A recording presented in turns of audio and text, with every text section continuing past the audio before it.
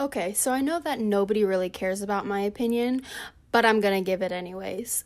I don't know, I wasn't really a fan of California Screamin'. I mean, it was a cool ride and everything, but there was absolutely no theming to it. I mean, they did like the Red Hot Chili Peppers music for I don't even know how long, and I mean, that was cool. That was chill, but that was about it. NPH added a little pizzazz, but it's still like it wasn't really themed at all. It was just supposed to be a pier ride, and that's all that it was, which was fine. Oh, Lord.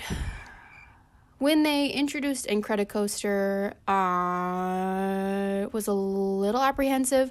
It made sense because they were going to do Pixar Pier, so, you know, whatever. We needed some kind of ride for California Screaming to turn into that was going to be Pixar related. Incredibles was a choice. It was a different choice, but I mean, I was going to give it a real shot to show me that it was worth something. So yeah, this is my God honest opinion, and I know that many people are going to think I'm just one of those Disney fans that always hate changes, and quite honestly, I don't for the most part, but this is just ridiculous. So we're going to be looking at a POV done by Theme Park Insider. They always do really good POVs. I'll put the link in the description so that you guys can see it. But yeah, let's just go ahead and watch it together, and I'll give you my unwarranted commentary. So it starts off and you're supposed to see the house where Edna's watching Jack, and I mean, this is pretty well done. I don't have like any opinion really on that. I mean, it's kind of what you expect. And then I'm assuming that we're supposed to be Dash on this ride. I can't even think. That's what all of the soundtrack interactions, all that stuff is kind of making you think, is that you're Dash. And so when you finally get to go off, you'll see on the left side that water kind of sprays up as if you're running on the water, which I think is well done. Oh, actually, I lied. You can't really see it during the day. I mean, you can see it, but you're not noticing it. This tunnel, okay, hold on, I'm gonna pause this. This tunnel makes absolutely no sense, and here's why it makes absolutely no sense. You see Dash on the top. Aren't you supposed to be Dash? Like, I don't understand why you're supposed to be him, and then you see him at the top of the tunnel. I mean, the lasers are cool and everything. If someone can explain, like, the tile in the tunnel, that would be great. I'm assuming that it's because they're trying to block out light, and that's what these tiles do. But they just look so janky and industrial and not what you would kind of expect from a well-themed ride. I mean, this is all pretty normal, normal stuff. And so as you go into the next tunnel, I think this one's, God, this is one of the worst. I understand, okay, because people are going to say this. I get it. If you had animatronics on a fast ride, you're not going to be able to see it. Totally understand. But we could have put a little bit more effort into this. I mean, Elastigirl, you see her reaching for Jack. I can't tell if that's a hologram that's showing his eyes and his body. But you can even see, like, where I paused it, you can see the pole holding her arm up. Like, come on, attention to detail. You're Disney. You're supposed to have attention to detail. And it's like, I've never seen something like this on a Disney ride.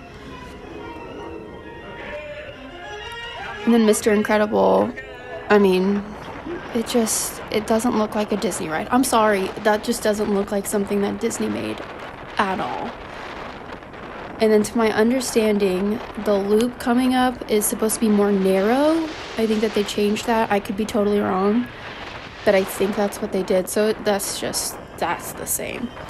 This tunnel bugs the living crap out of me. During the day, it's just terrible. It is just terrible. Don't even try to argue that with me. It's terrible during the day. And then what's coming up is even worse. You have the Jack kebabs, or the baby sticks. Baby on a stick. I don't know what you want to call it, but that's exactly what it is. I don't know what they were going for here at all. I don't think anybody knows. I think this was like the laziest thing I've ever seen. And then they got stopped. I didn't even realize that.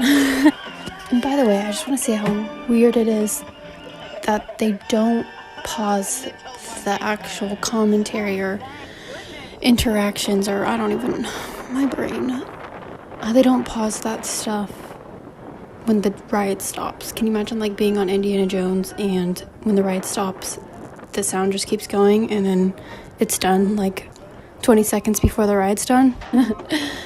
And then they end and people are pissed off because this also isn't moving at all. But I don't know, I don't really mind that too much because I wasn't even expecting anything to be at the end of the ride, so that kind of is what it is. Now, here's where I have a real issue with this. It looks so good at night. Like, so good. And maybe I'll do another video with my commentary at night if anybody really cares.